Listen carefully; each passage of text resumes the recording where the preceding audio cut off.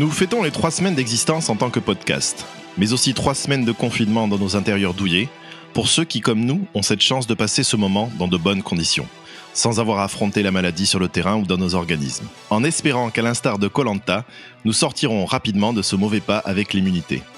Ce confinement, c'est un genre d'expérience sociologique à grande échelle. On se redécouvre, on entreprend, on devient fou, ou on ne change rien. En tout cas, une constante, la télévision, qu'elle soit consommée à l'ancienne ou sous sa forme 2.0, reprend une place de choix pour occuper notre temps. Même si lorsque nous sortirons, on se vantera plutôt d'avoir passé des heures à lire du Zola en écoutant de la musique classique. Le confinement en tant que microcosme de notre société nous rappelle cette bombe que fut la télé-réalité à son apparition dans les années 2000. Les Loana, Aziz ou Jean-Édouard enfermés entre les 4 murs du loft, c'est nous aujourd'hui. On a simplement troqué le confessionnal par les Skyperos avec les potes. Ce genre, qui a désormais colonisé les grilles des programmes, déborde même pendant cette crise de son habitat naturel pour infuser dans les émissions mainstream. Nous voilà alors découvrant Jimmy Fallon dans sa maison de briques et de broc, présentant son late show pendant qu'il garde ses gosses, ou Cyril le croquant gourmand Lignac apprenant en direct à faire des macaronis à la tomate depuis sa cuisine, effaçant encore plus les frontières entre la téléconférence entre collègues et la télévision tout court. Vous l'avez compris, nous consacrerons cette heure et des bricoles de notre podcast Réalité à disserter savamment sur ces émissions à forte valeur ajoutée. Genre désormais si vaste qu'on ne peut plus le résumer à l'observation de la danse nuptiale des cacous et cagoles dans leur habitat naturel, la villa floridienne. Et donc pour vous parler de tout ça, voici notre Fab Five, même si on est toujours 7 autour de la table. Donc on vous a concocté un petit programme pas dégueu, enfin je l'espère en tout cas. On va commencer peut-être par Yon justement, puisqu'on parle cuisine. Qu'est-ce que tu vas nous raconter de beau ? Aujourd'hui, je vais vous parler du show de Netflix qui s'appelle Chef Show, donc avec Jon Favreau et Roy Choi. Très bien. Alors mon petit Thibaut, cette semaine, Oui. Je crois que tu nous amènes au Japon pour découvrir quelque chose de fascinant, je le suppose. Ah ben vous allez voir, j'espère. En tout cas, c'est une émission effectivement que tout le monde a découvert il y a maintenant quelques années sur Netflix. Ça s'appelle Terrace House. Alors Chloé, toi tu as eu plusieurs choix sur la balance, mais tu as opté pour un choix plein d'extravagance et de paillettes. C'est ça, sortez vos blocs-notes et vos carnets de vocabulaire. Ce soir, on va parler work, lip sync for your life, chanter, sachet et bien d'autres. J'ai tout compris. Sylvain, toi, tu vas être plus tradi, plus option travaux manuels, je crois. Alors moi, je vous invite à sortir vos cottes de mailles et vos slips en fonte parce que je vais sortir devant vos yeux ébahis mon gros glaive pour vous parler du meilleur forgeron, un concours de fabrication d'armes anciennes. Ça va trancher donc. Tomissa, toi, tu as préparé, je crois, un sujet un petit peu plus fumeux, si je ne m'abuse. Oui, en effet, je vais vous parler donc de Cannabis, une émission qui s'appelle Ian Finzerb qui passe sur la chaîne Viceland. Je vous donnerai plus de détails tout à l'heure.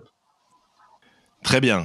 Donc l'autre Sylvain, lui, nous prépare un petit quelque chose sur très en raccord avec notre sujet de fin du monde, un mélange de télé-réalité et de survivalisme.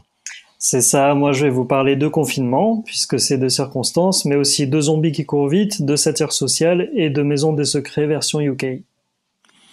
Eh bien, formidable. Il reste plus que moi. Alors moi, j'ai choisi un sujet dont je me sens très, très, très, très proche. C'est la mécanique et la télé-réalité. Donc, vous allez voir, on va parler cache-culbuteur et grosse graisse de moteur. Ça va être génial. Alors, juste avant de commencer notre petit tour de table, quand même, le suspense était insoutenable. Donc, on a eu combien d'auditeurs cette semaine ? Vous avez regardé ou pas ? J'ai oublié, j'avoue. Pas récemment. On est à Alors sur le premier crois. podcast, on avait 100 sur le premier épisode, sur l'épisode 0, et sur l'épisode de Kevin Costner, on a une 60aine d'auditeurs. Donc, merci à tout le monde. Exactement, merci à ces 60 auditeurs, et puisque le suspense est insoutenable pour vous, on a vérifié, enfin je suis allé vérifier, c'est bien Yojimbo de Kurosawa, donc le film que va voir Kevin Costner, ce film de samouraï. Donc voilà, donc ça c'était la discussion que nous avions la semaine dernière, et c'est vérifié, c'est un hommage à Akira Kurosawa, comme quoi on a des choses assez intéressantes, même dans The Bodyguard.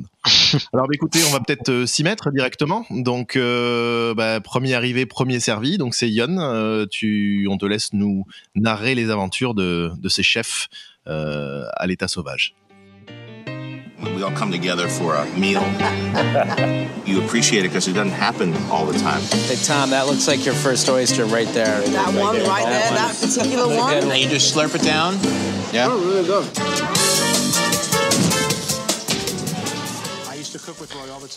Alors concrètement, effectivement, moi j'ai décidé de parler de ça parce que bon, quand on a la semaine dernière a évoqué l'idée de faire une émission sur la télé-réalité, moi j'avoue que comme mes camarades vont peut-être le démontrer tout à l'heure, je me suis senti modérément inspiré parce que pour moi la télé-réalité c'était juste une énorme source de gêne, de moments t-shirt comme j'aime les appeler. Mais finalement, je me suis décidé à parler de Chef Show. Donc, The Chef Show, le concept et l'idée, c'est que en 2014, Jon Favreau a réalisé et joué dans un film qui s'appelait Chef, avec un point d'exclamation, dans lequel c'est tout simplement l'histoire d'un cuisinier qui est un petit peu en nervous breakdown et qui en a marre effectivement de tenir son resto, d'avoir les exigences des actionnaires, etc. Et qui décide un peu de claquer la porte.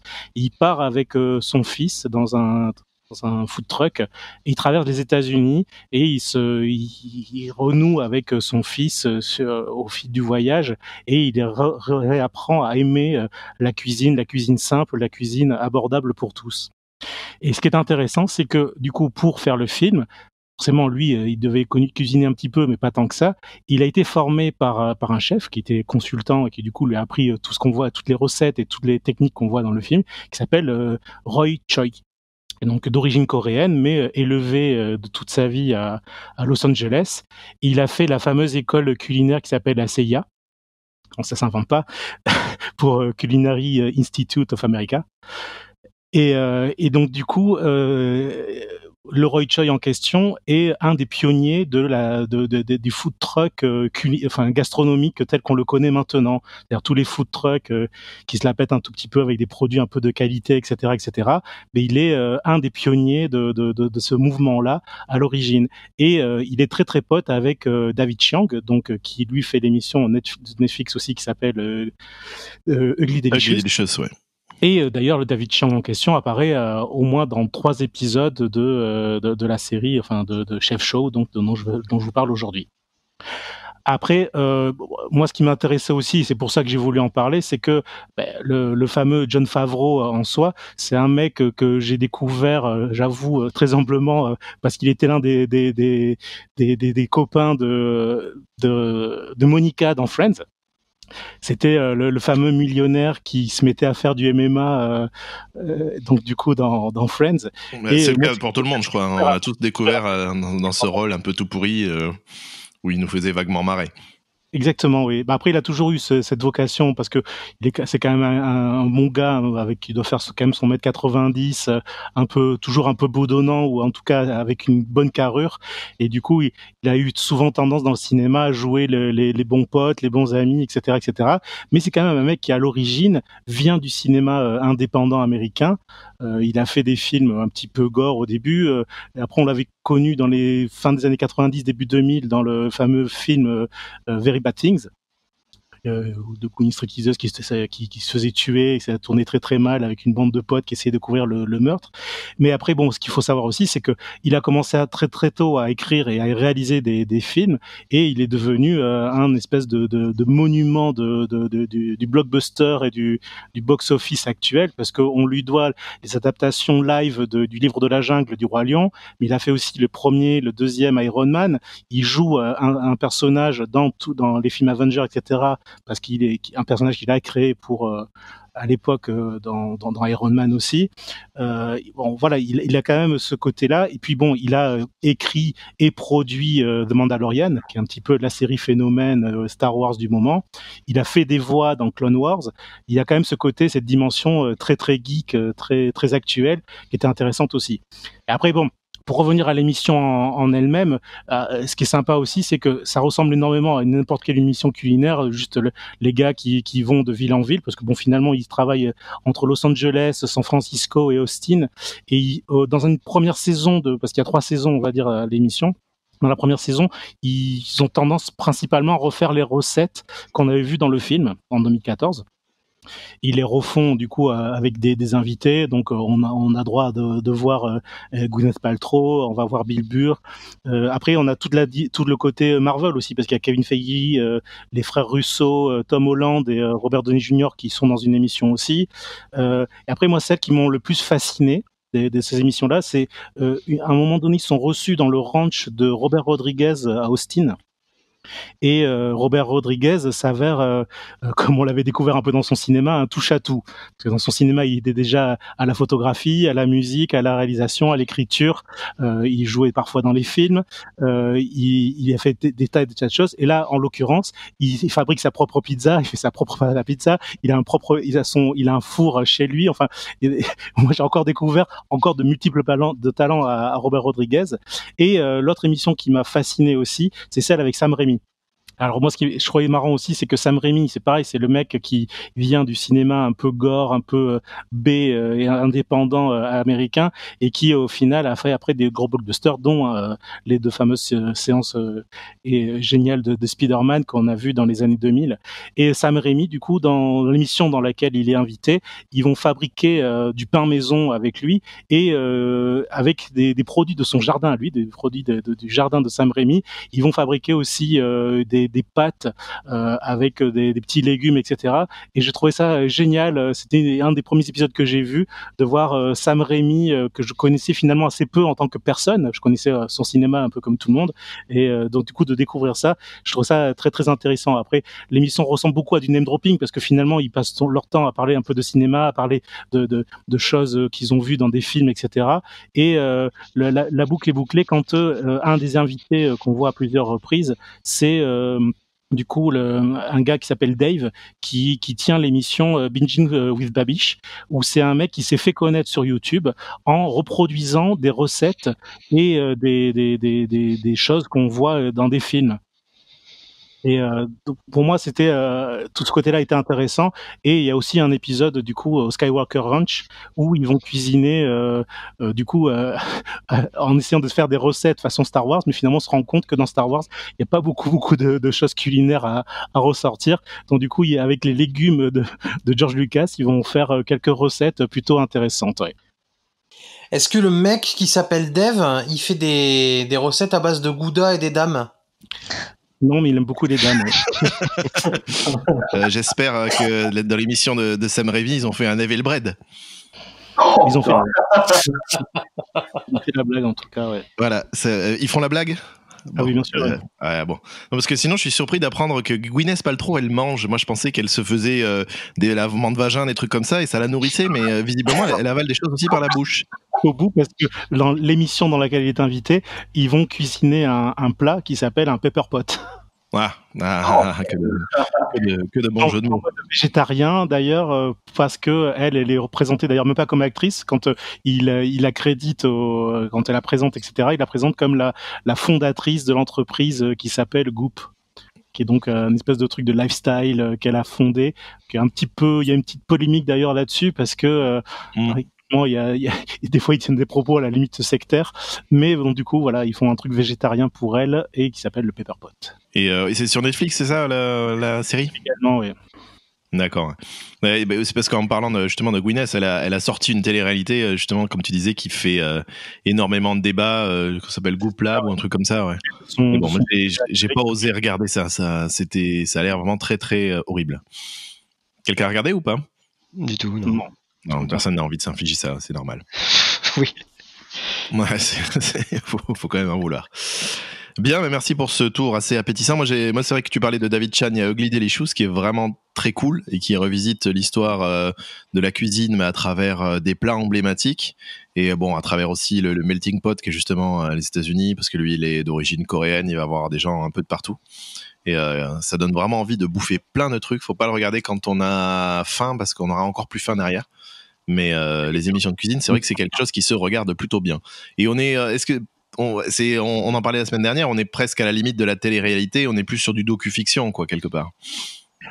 Sur celle-ci, pas tant de docu-fiction. Il y a vraiment pas côté télé-réalité, mais c'est vraiment les émissions culinaires qu'on peut voir sur France 5, etc., ou même sur Canal+, où c'est des mecs qui vont à certains endroits, qui découvrent des produits et qui cuisinent pour les gens qui les ont hébergés, en même temps qu'ils découvrent des choses sur place.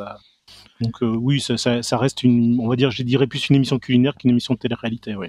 On est à 2 doigts du reboot par Netflix de la cuisine des mousquetaires avec Maïté, quoi. Ça ferait rêver. Sur Netflix également, il y a une série qui s'appelle, j'en avais parlé la dernière fois, ça s'appelle Give Phil Something to Eat. Et c'est assez intéressant parce que c'est entre le guide de voyage et le guide culinaire. Et c'est très très bien fait, ça se regarder assez facilement. C'est plutôt frais en termes de propositions par rapport à ce qui se fait. Ça ressemble un petit peu à ce que faisait Anthony Bourdain, paix à son âme, en moins élitiste, avec des restaurants un petit peu plus classiques, on va dire. Bien, mais après ce conseil croquant gourmand, mais justement un autre gourmand, mais qui va nous parler d'une autre gourmandise. Thibaut, on te laisse la parole pour nous faire rêver avec Terrace House.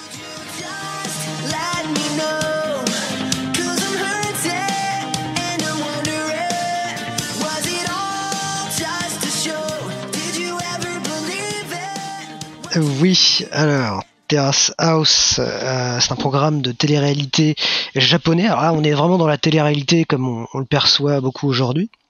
Alors ça dénombre maintenant 5 saisons. La presse du monde entier, on a déjà parlé en long et en large. Alors je cite Télérama, Slate, Paris Match ou Mademoiselle pour ne citer que ceux qui nous concernent. Et si tout le monde en a parlé depuis 2017, c'est parce que cette émission, développée à l'origine pour la chaîne Fuji TV en 2012 au Japon, a fini par arriver sur la plateforme Netflix en 2016 en France. Alors je suis pas original, c'est aussi sur Netflix. Mais mine de rien, ça se laisse regarder là encore. C'est désormais une coproduction donc justement avec Netflix et la chaîne japonaise qui permet son essor à l'international. Alors pourquoi tout le monde regarde ? Eh bien, contrairement à beaucoup de télé-réalités jusqu'à présent sorties qui sont souvent vulgaires, scriptées ou pour certaines contre les principes fondamentaux des droits de l'homme, en démol coucou, elle fait juste fi de la loi E20. C'est fou ce que les Japonais peuvent boire. Terrace House nous donne à suivre 6 individus totalement inconnus, 3 femmes et 3 hommes, plutôt jeunes en général, la vingtaine, trentaine, qui vont partager une colocation pendant toute la durée du show, tout en vaquant leurs activités habituelles. C'est bien là la différence. Ceux qui travaillent vont travailler, ceux qui veulent se divertir vont se divertir, parfois accompagnés des caméras s'ils sortent entre eux, et si un des participants ressent le besoin de partir, à tout moment il peut, et il sera remplacé dans la semaine par un petit nouveau. À raison d'une émission par semaine, un plateau composé là pour le coup de personnalités japonaises, tous des comédiens, vont commenter avec ferveur et humour les aventures très sages de nos colocataires japonais au sein de la maison.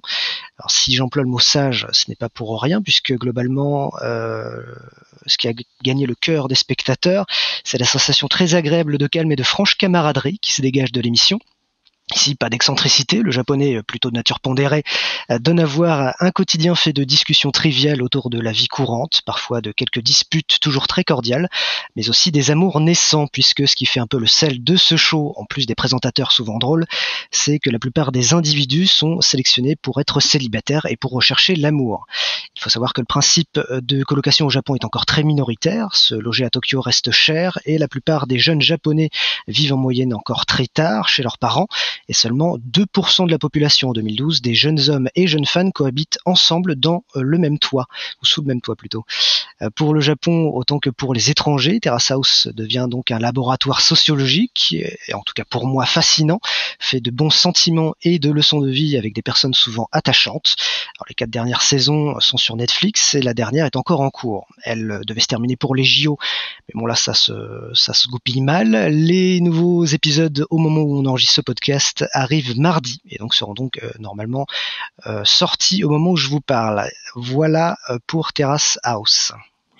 Et justement, est-ce que les épisodes qui débordent un peu sur le confinement là seront produits, montés et montrés ou pas ? Est-ce que ça sera hyper méta de montrer le confinement dans le confinement ?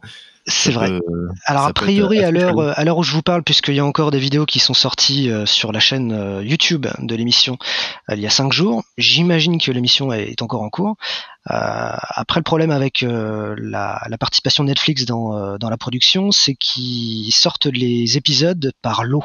C'est-à-dire qu'on va avoir l'équivalent de 2 mois d'un coup, mais le reste du temps, on se retrouve sans rien. Donc ça fait que pour les épisodes hebdomadaires, c'est bien quand tu les as, et après quand tu les as plus, faut attendre longtemps. Et là en l'occurrence, c'est plus diffusé depuis novembre dernier, je crois, ou décembre dernier, donc faut encore attendre jusqu'à mardi pour en savoir plus. Sylvain, tu voulais peut-être dire quelque chose. Faut savoir que les Japonais ne sont pas confinés. En fait, ils ont un fonctionnement à la coréenne où il y a eu des dépistages et des ports de masques. Et puis en plus, en l'occurrence, visiblement l'émission, ils avaient le droit de sortir. Donc je sais pas s'ils ont continué pendant la pandémie, mais c'est vrai que ça peut être intéressant de voir comment justement la production et comment les protagonistes ont géré cette situation-là, ouais. Bah, je suis curieux aussi de voir justement les prochains épisodes qui vont sûrement commencer à en parler, ouais. Ouais, c'est quand même parce que c'est vrai que c'est ce qui est un peu bizarre parce que ça, tu dis que c'est bienveillant, mais le côté si quelqu'un s'en va, il le dit, et puis il s'en va et il est remplacé. Moi, ça me fait penser quand même au truc un peu flippant, genre le prisonnier ou tout ça, où quelqu'un disparaît puis il est remplacé le lendemain comme si de rien n'était. C'est enfin, je sais pas si je serais capable de regarder ça sans être un peu mal à l'aise, mais bah pour le coup, c'est bien fait, hein. Les Japonais font en sorte que ça soit justement le plus cool possible. Il n'y a pas de malaise justement dans l'émission. Ce qui va faire qu'ils sont remplacés, c'est tout simplement pour équilibrer en fait les forces, pour que chacun puisse avoir sa chance de tomber amoureux. Donc il y a 3 filles, 3 garçons. Alors c'est arrivé qu'un garçon soit bi en l'occurrence, donc ça peut aussi changer la balance, et ça permet de mettre en avant les questions de genre au Japon qui sont plutôt tues en général. Mais voilà, je trouve pas ça si inquiétant que ça finalement quand tu le regardes. Et Chloé peut-être? Oui, mais moi j'ai du coup sur les conseils de Thibaut il y a longtemps, et donc le rappel la semaine dernière, j'ai regardé les 3 premiers épisodes de la saison 3 qui se passe à Hawaï, et c'est vraiment ce côté, comme tu disais au début Thibaut, où les gens sont ultra gentils, ultra bienveillants, et c'est vrai que quand on a ce côté de télé-réalité à l'intérieur d'une maison confinée, c'est le Loft, Secret Story, toute cette bienveillance-là, elle n'existe pas du tout, en fait, c'est pas du tout ce qu'on nous montrait, en tout cas quand on était ado, et j'ai trouvé ça super rafraîchissant.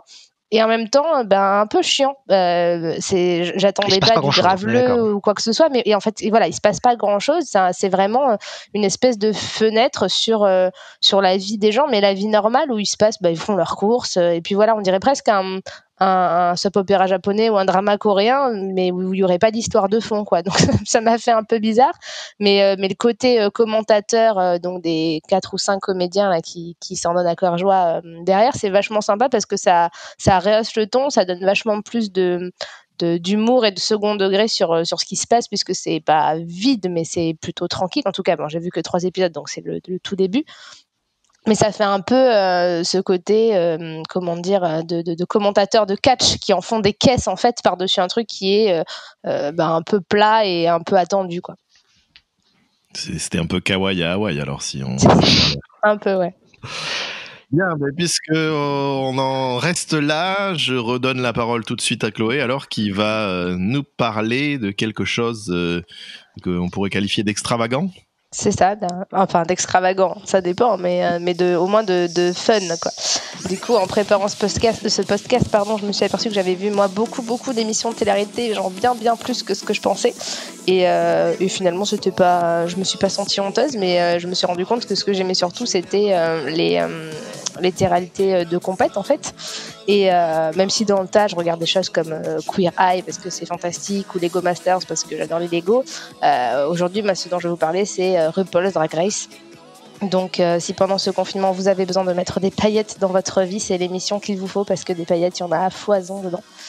Et le principe c'est simple, hein, c'est 15 personnes en compétition pour devenir la Next Drag Superstar et gagner Et pour ce faire, donc les drag queens relèvent des challenges mettant à l'épreuve leurs multiples compétences parce qu'elles savent faire plein de choses. Donc il y a le maquillage, la couture, la danse, le playback, l'impro et beaucoup d'autres. Donc c'est assez intéressant de voir ce côté artistique ultra divers. Et c'est une émission qui est, selon moi, une fenêtre ouverte sur la culture LGBTQ+, grâce à laquelle on découvre un monde rempli de padding, de tucking et de reading. Donc, c'est vrai que là, si vous n'avez pas le vocabulaire, c'est un peu compliqué. Mais il y a surtout beaucoup d'humour, beaucoup de bienveillance. Et même si tout ça, ça semble un peu confus, dès que vous regarderez votre premier épisode, ça cliquera. Parce qu'on est... moi, je suis vite tombée dedans hein, parce que c'est l'humour, c'est la porte d'entrée. Et en même temps, il y a tellement de vocabulaire technique. C'est un peu comme si on nous présentait une émission sur Arte sur, je sais pas, les coulisses du cinéma ou du théâtre. Et on apprend plein de choses sur ce milieu-là et comment elles vivent leur quotidien, non seulement d'où elles viennent, hein, quand elles travaillent dans les bars ou dans les clubs. Et puis, ce que ça veut dire de performer et d'être sur scène pour une drag queen et ce que ça demande en termes d'entraînement et puis de maîtrise artistique. Parce que en général, donc ce sont des hommes souvent gays, mais c'est pas uniquement le cas. C'est intéressant de le voir aussi mis en avant dans cette émission parce que c'est pas aussi réducteur que ça. Et donc c'est en général mecs gays sont beaucoup plus féminins que toutes mes copines réunies plus moi dedans, alors qu'on n'est pas forcément toutes des boudins quoi. Donc ça montre une masculinité et une féminité hyper diversifiées et ça c'est très très intéressant et aussi très touchant. Et vraiment, selon moi, c'est se concentrer de bonne humeur, de fond de teint, de blagues plus ou moins fines, plus ou moins lourdes, d'histoires de vie, de défilés et puis d'amitié naissante qui m'a touchée moi. Et je trouve que ça fait du bien ce genre d'émission parce que dans la télé-réalité, c'est souvent le côté un peu télé-poubelle et RuPaul, c'est quand même une bonne dose de fraîcheur et de rire. Il y a beaucoup de bienveillance et il y a tout ce qu'on appelle le shade et le sass qui sont la manière de se moquer les unes des autres dans l'émission est présent parce que ça fait partie de cette culture-là. Mais c'est jamais fait méchamment et c'est toujours... c'est quand quelqu'un s'appelle bitch l'une à l'autre, c'est toujours finalement c'est un gros mot qui est en fait un mot tendre à ce niveau-là, quoi. Et moi, forcément, je peux pas vous parler de drag queen sans vous parler de One Piece, puisque mon personnage de One Piece préféré de toute la vie est une drag queen qui s'appelle Bentham ou Monsieur Tout Bankley. Et moi, quand j'ai commencé à lire One Piece en 2003, on était en plein arc Alabasta où Luffy affronte une organisation nommée Baroque Works, dont fait partie Bankley. Et leur rencontre est épique, comme toutes les rencontres avec une drag queen, puisque eux, leur bateau se croise dans un nuage de vapeur et que Bankley se retrouve accroché au canard qui servait d'appât au bout de la canne à pêche de Luffy. Et s'ensuit un échange hilarant où il fait la démonstration des pouvoirs de son travesti fruit qui lui permet de prendre l'apparence de toutes les personnes qu'il a touchées auparavant, ce qui tombe très bien puisque c'est un fruit qui lui permet de se travestir et qu'il est déjà lui Okama, donc travesti. Et Bankley donc a un look qui aurait totalement sa place sur la scène de RuPaul, c'est-à-dire qu'il porte un juste corps bouffant bleu à rayures, un manteau rose avec une longue cape surmontée de 2 cygnes blancs, un serre-tête avec des pompons et des chaussons de danseuse étoile. Il a tout de la drag queen parfaite, il joue la comédie, il se maquille, il danse, il balance des vannes et il a de la gueule de plein de monde à coups de pied. Mais surtout, un peu comme dans RuPaul Drag Race, c'est ce qui est mis en avant, lui, il a un cœur en or et il est vraiment caractérisé par l'amitié qu'il développe avec Luffy et l'équipage. Et même s'ils doivent s'affronter quelques tomes plus tard après leur rencontre, puisqu'ils sont dans des camps opposés, à la fin de l'arc, ils sont amis pour de vrai et il aide Luffy et ses potes à s'enfuir en se livrant lui-même à la marine à leur place. Donc c'est un personnage qui est très très fort et très attachant. On le perd de vue après dans l'histoire pendant une 30aine de tomes, ce qui équivaut à 7 ans de parution, ce qui est énorme quand c'est un personnage qu'on aime vraiment bien. Et on le retrouve dans les mini-aventures de Miss Golden Week. Pour rappel, et pas rappel puisque j'en ai jamais parlé, mais les mini-aventures dans One Piece, c'est des petites histoires qui sont mises en couverture de certains chapitres à la place d'illustrations random proposées par Oda. Et durant cette mini-aventure, Bankley, il est encore une fois occupé à se sacrifier pour aider ses amis, qui sont là ses amis de Baroque Works, donc les méchants, et il finit avec eux dans la prison sous-marine au moment où il essaye de les sauver. Et évidemment, c'est dans l'arc qui se passe dans cette même prison sous-marine, qui s'appelle Impel Down, que Luffy le retrouve plus tard. Donc, oui, c'est vers le tome 54, je crois. Et à ce moment-là, forcément, Bonclé lui revient en aide une nouvelle fois. Et ce coup-ci, il est épaulé par une tripotée de travestis et leur reine, qui s'appelle Emporio Ivankov, qui est une sorte de RuPaul et de Dr. Frankenfurter de Rocky Horror Picture Show, mais gonflé aux hormones. Et si vous voulez profiter du confinement pour vous occuper, faire quelque chose, moi je vous conseille vraiment et de regarder RuPaul Drag Race et de lire One Piece, parce que dans l'un comme l'autre, on retrouve des valeurs et des thèmes communs, avec en fer de lance l'humour, l'amitié, le dépassement de soi, essayer d'être toujours le meilleur. Et c'est rire et larmes garantis dans les deux, et les deux sont vraiment touchants et cool à la fois, quoi. Donc voilà. Est-ce que tu nous conseilles de nous déguiser en femme aussi ? Ça c'est à ton libre, à ta libre discrétion. Si t'as envie d'essayer, pourquoi pas. Après, j'attends les photos avec impatience. Puisque tu n'es pas obligé, tu sais, de te déguiser en femme en te rasant, que ce soit les jambes ou la barbe, puisque dans RuPaul c'est intéressant, parce qu'il y a vraiment plein de féminité et de masculinité différentes représentées, et toutes les drag queens ne sont pas le cliché de la drag queen qu'on a l'habitude de voir. Il y en a qui sont à la base des mecs super masculins, hyper musclés, et qui créent leur personnage autour de ça aussi. Il y en a qui sont barbus et qui gardent leur barbe. J'ai maté 2 saisons, du coup je connais un peu le bail, mais en fait au début j'ai regardé juste par curiosité, puis en fait je suis rentré dedans et c'est cool, quoi. Ouais, c'est hyper bien, c'est hyper drôle, c'est très sympa, ça se regarde tout seul. Super émission.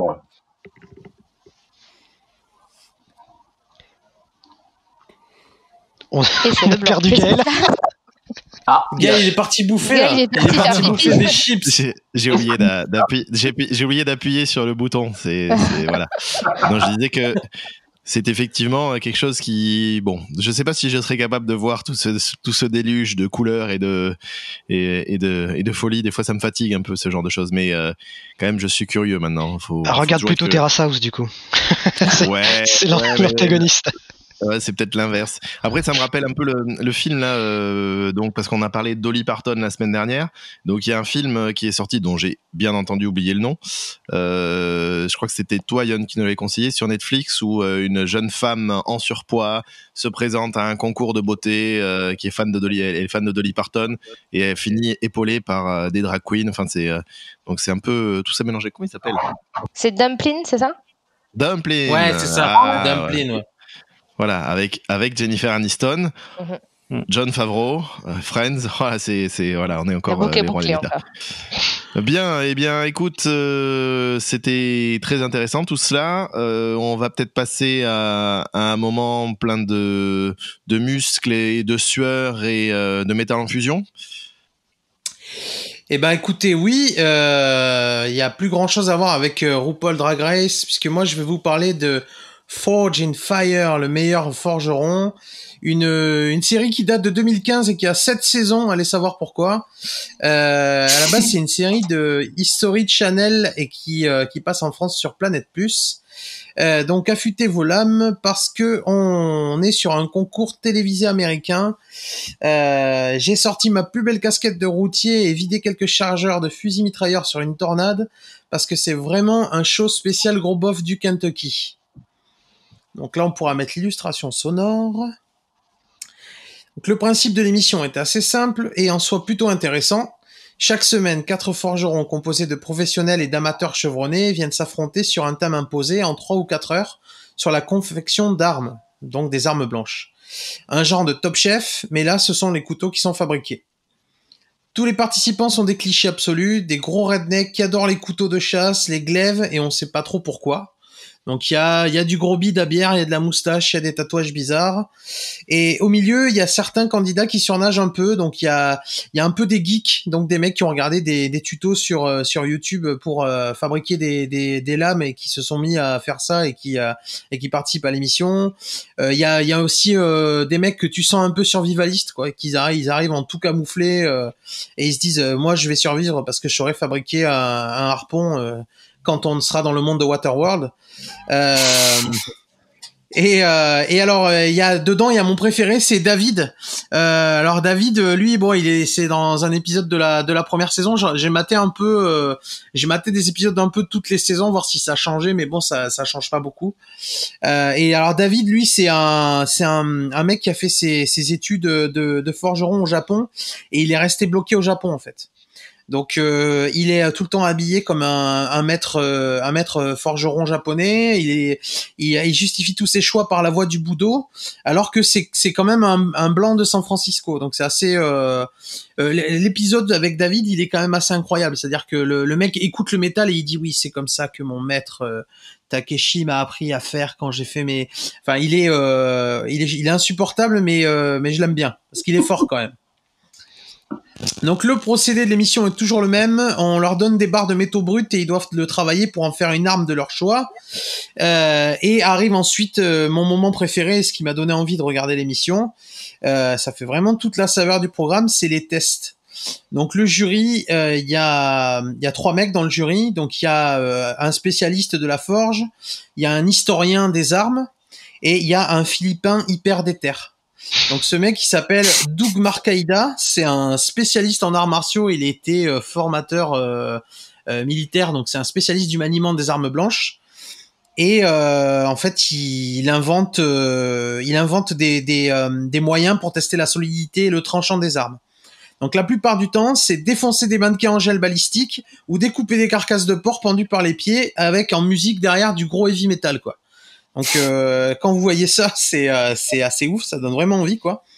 Et surtout ce qui est drôle, c'est que quand tu regardes le mec en question, tu sens que son but ultime, c'est de casser l'arme du candidat en fait. Parce que comme si ça suffisait pas de découper des porcs et d'éclater des mannequins en gel balistique, en plus de ça, il essaie de casser des cornes de bouc, des blocs de glace, des ananas. Ils ont des canons à air comprimé pour essayer de jeter les armes contre des murs. Et donc malgré tout ça, le mec est quand même super charismatique parce que il a sa petite catchphrase, sa petite phrase d'accroche. Quand il a terminé, en fait, il regarde les candidats avec un petit sourire et il leur dit « It will kill ». Donc voilà, il est un peu spooky rigolo ce mec. C'est un peu l'attraction de l'émission. Il a toujours ce truc. Alors moi je l'ai maté. Alors j'ai maté les dernières saisons en VO et j'ai regardé les premières saisons en version québécoise. Donc ce qui est assez drôle parce que en québécois ça s'appelle. Alors comment ils ont appelé ça? En québécois ça s'appelle De l'acier et du feu. Donc eux, ils ont vraiment changé avec l'accent parfait. Ouais, ils ont changé le truc. Et ouais, bon, ils l'ont traduit quoi. Depuis les tout débuts de la civilisation, l'être humain conçoit des armes. Wow! Les forgeurs de l'âme ont perfectionné leur art durant des milliers d'années. Et maintenant, pour la toute première fois, ces forgerons s'affronteront et passeront à l'épreuve ultime. Bienvenue à la forge. Tout commence par un morceau d'acier brut et un chronomètre. Après 3 rondes, les forgerons devront soumettre leurs armes, de véritables œuvres d'art et des outils de guerre meurtriers.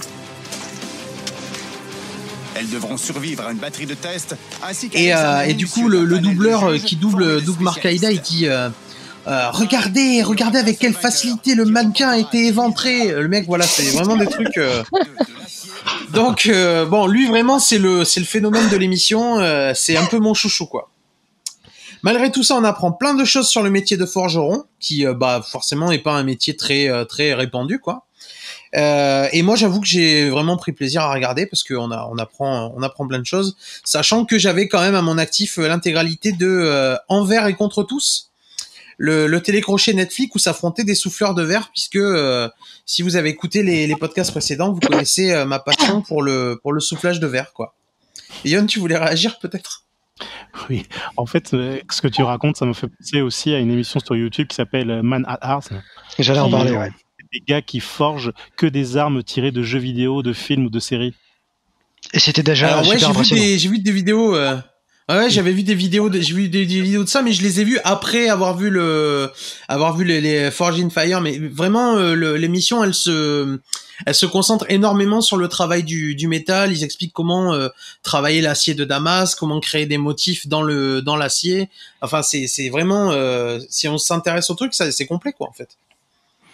Okay. Ouais, tu disais que c'était History Channel qui a fait cette ouais, réalité. En effet, et du coup, il y a aussi des petites séquences où le spécialiste, l'historien, il nous fait un petit débrief sur les modèles d'armes, avec des illustrations vidéo, avec des mecs en costume d'époque.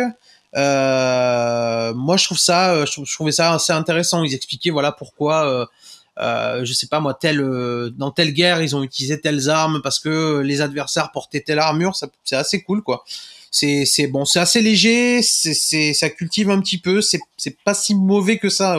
Mais bon, après voilà, c'est vraiment faut voir le juré mettre des coups de hache et de glaive dans des ports accrochés au plafond, c'est assez incroyable, quoi. History Channel, en fait, c'est pour nous en France, c'est vrai qu'on voit quand même arriver pas mal de programmes. C'est ça, c'est un mélange de télé-réalité avec moments didactiques. Je pense Pawn Stars, ça vient d'History Channel, il me semble, avec toute la famille Harrison là, et de Prêteurs sur Gage. Et le truc il y a des deux brocanteurs qui font le Kentucky, là, je sais plus comment il s'appelle. Il y en a un qui a un peu la tête de Bob Saget, et ça aussi, ça vient d'History Channel. Donc ils adorent ça, ce côté un peu on te vide le crâne et puis au bout d'un moment on te raconte quand même l'histoire. C'est ça, c'est en fait on t'occupe l'esprit à te divertir et hop, tout d'un coup on va quand même essayer de t'insérer une petite référence historique histoire que t'apprennes quand même quelque chose, quoi. Voilà. Après à la mémoire à Patrick Lelay, si tu nous regardes. Exactement. Le cerveau disponible. Et donc, je pense que voilà, moi je pense qu'à la base le programme il est pas du tout prévu pour être drôle. Hein. Je pense que c'est plutôt sérieux. Le fait est que tous les candidats, du moins la plupart des candidats, et c'est vraiment des gros mecs moustachus avec des tatouages de sudistes, quoi. Et puis vraiment cet asiatique fou qui met des pancartes dans des cochons, c'est quand même c'est quand même incroyable. C'est à voir, quoi. C'est-à-dire que visuellement, on culmine, quoi. Il y a quelque chose de grandiose, quoi. Disponible. Voilà, donc c'était disponible sur Planète Plus, et il y a quelques petits morceaux d'épisodes sur YouTube, et il y a aussi on peut trouver des streams, vu que c'est une émission américaine et que tous les droits n'ont pas été achetés. Il y a des streams sur History Channel, vous pouvez regarder des passages de la saison 7 en VO. D'accord. Très bien. Voilà. Ça a l'air assez savoureux. En fait, ça paye pas de mine, mais en le regardant en mode second degré, c'est vraiment très drôle, en fait. Il pourrait essayer de faire un crossover entre ça et une émission de cuisine avec j'allais le dire. Que faire des morceaux de cochon après les avoir découpés sauvagement, quoi. Moi j'achète ça. Oui. Beatles Master. Au barbecue. Si, il y a un truc de barbecue, non? Un barbecue Masters ou quelque chose comme ça. Évidemment. Ouais, non, c'est. Si, ouais, il y a un concours comme ça où ils essaient de construire le meilleur barbecue avec des trucs tout pourris en peu de temps. On avait regardé ça un soir de disette avec Xavier. C'était marrant. Ah, c'est vrai que, niveau télé-réalité, je réfléchis que de temps en temps pour la sieste, je mate aussi des trucs de fabricants d'aquarium. Ils essaient de. Et donc la dernière fois, c'était le chanteur de l'MFAO là qui voulait un aquarium platine de DJ dans son salon, un truc. Et donc il prenait des poissons transgéniques qui étaient fluorescents la nuit. C'était vraiment un truc. Tu te dis mais comment est-ce qu'on peut arriver aussi loin sur la télé-réalité quand même, c'est assez balèze. Quand t'as YouTube à côté, tu te rends compte que c'est pareil. Hein. Moi, quand je me perds des fois dans les tréfonds, je regarde des gens qui vident des aquariums et qui après remettent des petites plantes dedans, tu sais. Donc au bout d'un moment, je me dis mais qu'est-ce que je fais? Donc t'as de tout, quoi.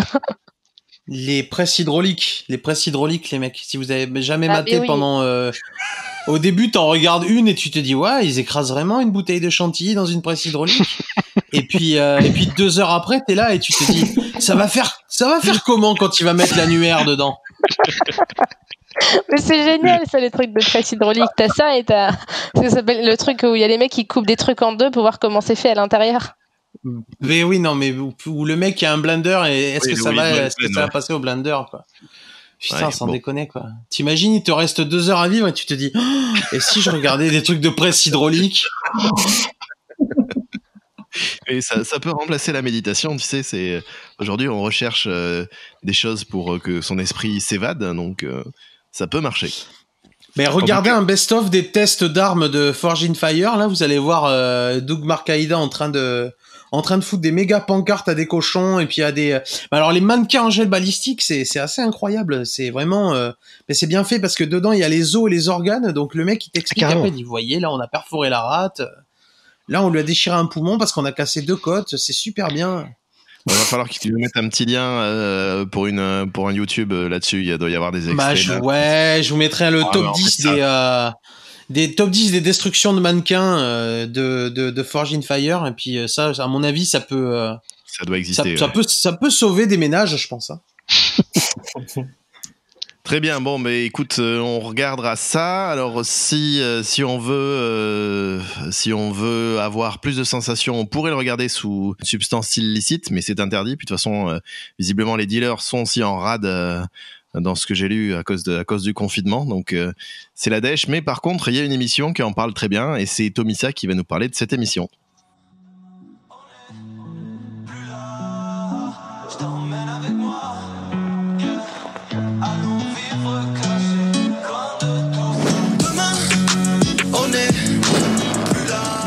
Alors en effet, bon, je préfère faire un disclaimer avant de commencer à aborder mon sujet. Bien évidemment, la consommation de drogue n'est pas recommandée, hein, c'est interdit par la loi, hormis l'alcool et le tabac, bien évidemment. Mais je vais vous parler d'une émission, en effet, dont le sujet principal est le cannabis. Je vais commencer par une question, vous me direz si vous avez la réponse. Quel est le point commun entre Lisa Del Sierra, Oxmo Puccino et Vladimir Cauchemar ? A priori aucun, si ce n'est des personnalités de différents univers, si ce n'est qu'ils sont tous participants d'une émission qui s'appelle Ail et fines herbes. C'est une émission donc qui a été lancée par 2 rappeurs belges qui répondent au nom de Caballero et Jean Jass. Et l'émission est produite par Viceland, qui est une chaîne assez jeune qui est disponible sur la Freebox, il me semble, et qui est produite donc par le très grand groupe Vice, qui possède donc un journal, un magazine en ligne assez populaire. Et du coup, de quoi s'agit-il ? Donc c'est une émission de télé-réalité, vu que c'est le sujet de cette semaine. Il y a 6 candidats. Le but est de devenir le poumon d'or. Bon, je pense que vous avez compris à peu près la raison et le titre que ça représente, c'est-à-dire le meilleur fumeur, praticien en cannabis. Donc c'est assez amusant, hein, pour être honnête, c'est plus une émission parodique qu'une véritable émission, hein, pour être honnête avec vous, avec des invités assez spéciaux, provenant de différents univers, mais essentiellement de l'univers du hip-hop et du rap français et francophone. Ce qui est très drôle également, c'est qu'il y a 6 candidats qui ont été sélectionnés. Donc je vais vous donner leurs noms, je ne sais pas si vous les connaissez, moi je ne les connais pas, pour être honnête avec vous. Dimé, Slimka, Al Capote, qui est sans doute le plus connu, un rappeur assez rigolo, Senamo, Youvdi et Luv Rezva. Bon, des noms assez à coucher dehors, hein, je vais vous dire. Et donc tous ces candidats vont faire énormément d'épreuves au sein d'une petite villa, donc située à Barcelone, et en fonction des épreuves qu'ils vont faire et des points qu'ils vont ramasser, devenir le meilleur poumon d'or. Bon, pour être honnête avec vous, j'ai vraiment perdu pas mal de neurones en regardant cette émission. Elle n'est pas forcément très très intéressante. Pas besoin de fumer finalement. Voilà, c'est un peu le même effet, hein, même s'il n'y a pas de drogue à domicile, mais c'est un peu le même délire. Ce qui est très amusant, par contre, c'est que c'est vraiment une parodie d'émissions de télé-réalité.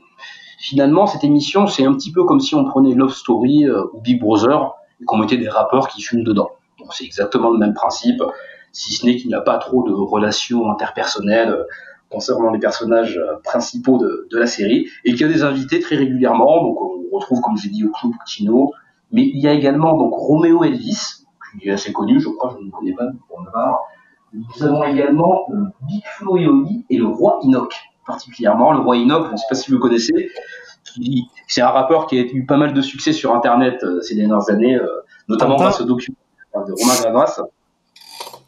C'est tentant, voilà, vous connaissez un peu les répliques. Je vais vous offrir un cadeau, la cassette, enfin toutes ces punchlines qui sont devenues des mèmes sur Internet depuis. Et honnêtement, le personnage du Roi Enoch est tout à fait représentatif de sa réputation, personnage complètement lunaire. Donc je pense pas qu'on l'ait vu une seule fois sobre pendant l'émission, donc toujours avec un joint à la bouche, avec une fascination donc, pour la précision allemande, qu'il a l'air de vérifier, de constater à chaque fois qu'un joint est bien roulé. Enfin, bref. Je retiendrai un truc assez drôle de l'émission, c'est le rappeur du nom de L'Homme Pâle qui disserte sur la série Rick et Morty qui essaie d'expliquer le concept de multivers au présentateur de l'émission. C'est assez drôle, d'ailleurs l'émission joue un petit peu là-dessus en changeant un petit peu les effets visuels de la caméra, c'est assez marrant. L'arrivée de Lisa Del Sierra, donc qui est une actrice X donc aussi au sein de l'émission, est assez drôle et assez comique de la manière dont c'est fait. Donc c'est une émission de télé-réalité plutôt attachante, j'ai envie de vous dire, très amusante, assez décalée, beaucoup de second degré. On reprend même les codes classiques du confessionnal, notamment, où à chaque fois donc les candidats commentent sur ce qui se passe au sein de l'émission. Mais là, c'est vraiment très parodique, beaucoup de blagues, beaucoup de décalage et de second degré. Donc c'est plutôt cool. Il y a également tout un aspect cuisine. C'est pour ça que je pensais à ça quand Guillaume nous parlait de l'émission Chef. À chaque fois, il y a une recette par émission. Il y a évidemment une recette au cannabis. Donc nous avons la glace au THC, le shit kebab ou le space cake qui sont au programme. Et donc à chaque fois, le candidat est noté et est évalué sur sa qualité de manufacture. Et donc il y a 6 épisodes pour la saison 3 que j'ai regardé là ces derniers jours là. Et c'est très drôle sur YouTube. Donc je vous recommande, si vous avez l'occasion, de jeter un œil et surtout de ne pas consommer les substances qui sont prescrites dans l'émission. Et Chloé, t'as peut-être quelque chose à raconter là-dessus ? Oui, j'aimais bien la partie sur le space cake et je voulais avoir l'avis de Thibaut sur la question. Alors, cela sera tu, hein. Je pense que ce n'est pas nécessaire de revenir dessus. Il nous fait ninja. Est-ce que t'aurais une recette au pire, peut-être, Thibaut ? C'était il y a trop longtemps, je m'en souviens plus. T'as perdu la recette, quoi. Oh là là, oui. Je suis vieux maintenant, tu sais. Bon, mais on va essayer d'enchaîner.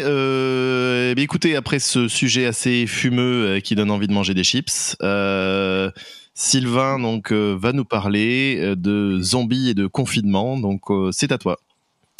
Donc c'est à moi. Alors je savais pas trop sous quel angle attaquer ce sujet parce que je dois avouer que moi la télé-réalité perso je suis pas client. Du coup j'avais pas trop les refs pour en discuter longuement. Mais j'ai repensé à une série que j'ai vue il y a une dizaine d'années et qui m'a semblé très à propos.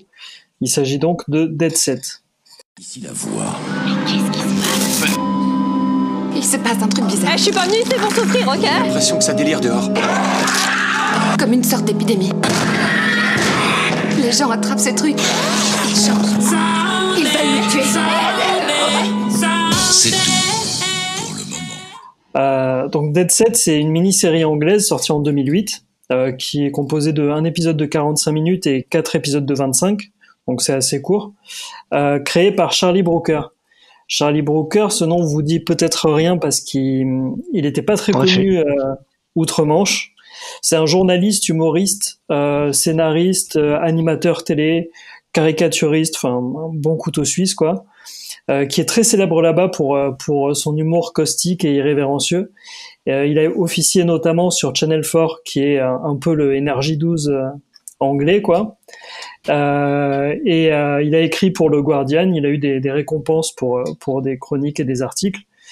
Et il s'est fait connaître à l'international plus récemment, en 2011, en créant une petite série assez confidentielle, mais dont vous avez peut-être entendu parler pour le coup, Black Mirror. Oui, là par contre, ça dit quelque chose. Ouais. Donc voilà. Donc j'ai pensé à Dead Set pour parler de télé-réalité, parce que son plot est pour le moins original. L'Angleterre est envahie par des zombies qui massacrent et contaminent toute la population. Et cette épidémie commence un soir de prime time de l'émission Big Brother. Les participants de l'émission sont donc isolés dans leur maison, à se bourrer la gueule en écoutant Mika très fort, et ignorent tout de ce qui se passe à l'extérieur. Ils perçoivent des cris, mais ils mettent ça sur le compte de fans déchaînés, ce qui était le cas avant que ça devienne des cris de fans qui se font déchaîner. Et donc ils se bourrent bien la gueule, ils s'endorment tranquillement et savent pas du tout ce qui est en train de se passer à l'extérieur jusqu'à ce qu'une rescapée de l'équipe de production vienne se réfugier à l'intérieur de la maison pour échapper à ses poursuivants qui sont pas tout à fait morts, pas tout à fait vivants, mais qui ont tout à fait la dalle en tout cas. Donc ce qui est vraiment cool avec cette série, c'est qu'elle prenait déjà en fait il y a 12 ans, donc je tendance à prendre des exemples, à proposer des sujets qui sont pas tout jeunes. Mais donc il y a 12 ans, cette série avait déjà pas mal de recul sur certains aspects, aussi bien de la production que de la consommation de ce type de programmes de divertissement.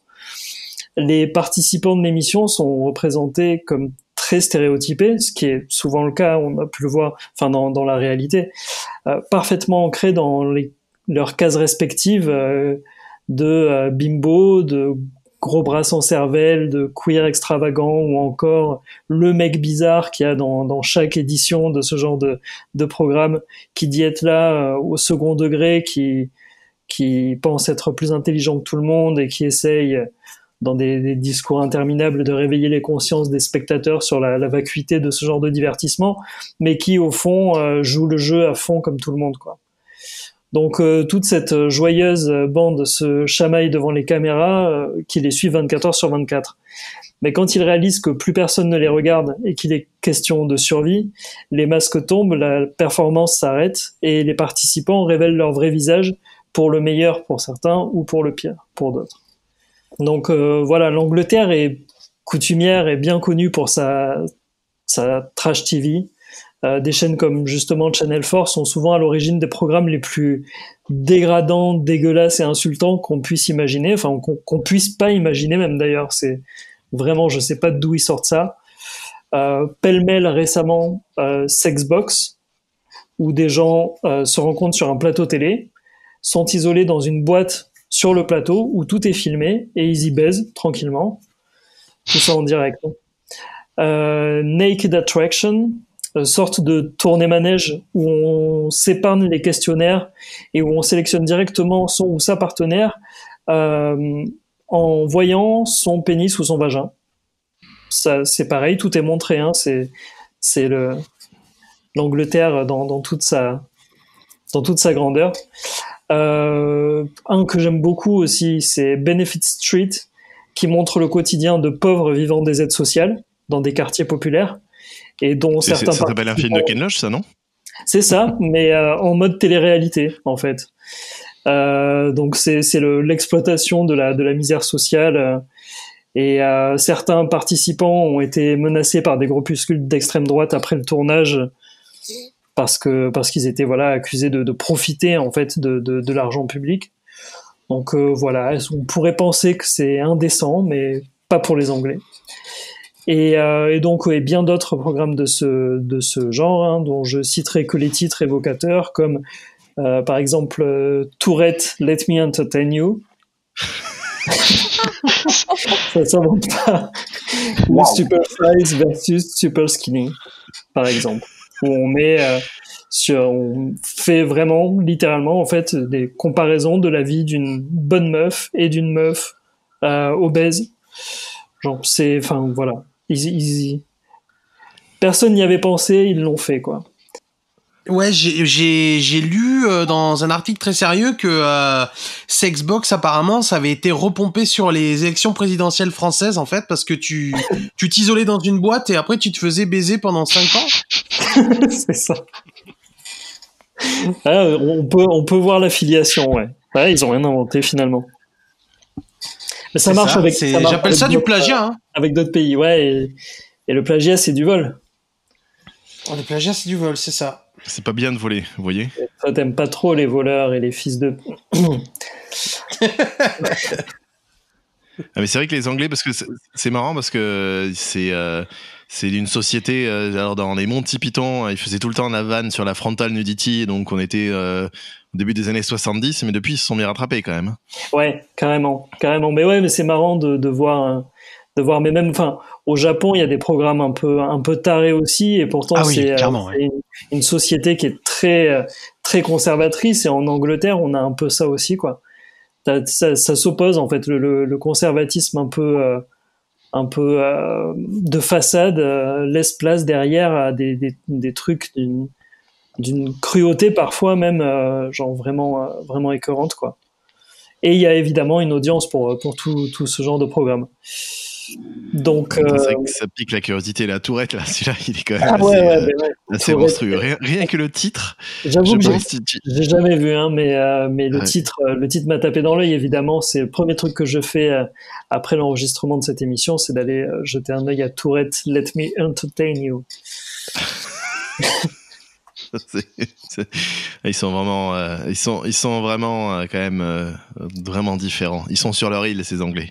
Ouais, grave. Chloé, tu voulais dire quelque chose? Ouais, je sais ça. Tes échanges entre la télé justement anglaise et japonaise où il y a ce côté hyper conservateur et ce côté dégueulasse, ça m'a fait un tilt à l'instant sur cette espèce d'émission là qu'on avait tous découvert il y a je crois 3-4 ans où c'était des japonais qui devaient chanter des chansons jusqu'au bout pendant qu'une meuf les branlait. Je sais pas si ça vous ça me dit quelque chose, ouais. C'était horrible. Ça va faire beaucoup de télé-réalité à mater du coup. Et c'est une sorte de compète, quoi. Et donc, il y a un petit rideau pour la discrétion de tout le monde. Et c'est en général des espèces de clichés d'otaku bisu à lunettes. Et c'est horrible. Et je sais pas d'où ça vient. Ah, mais si, j'avais vu ça, effectivement. J'avais vu un extrait. Ouais. La bonne télé, quoi, comme on l'aime. Ouais, c'est ça. Oui. Mais c'est beau, c'est une belle invention, la télévision. Donc voilà, pour conclure, grosso modo, il y a du matos à critiquer dans le paysage audiovisuel britannique et Dead Set se fait bien plaisir, tout en offrant également un spectacle de fiction vraiment de bonne qualité, quoi. Donc si vous êtes passé à côté de cette petite série, qui est pas toute jeune maintenant, mais qui a pas eu un énorme écho médiatique.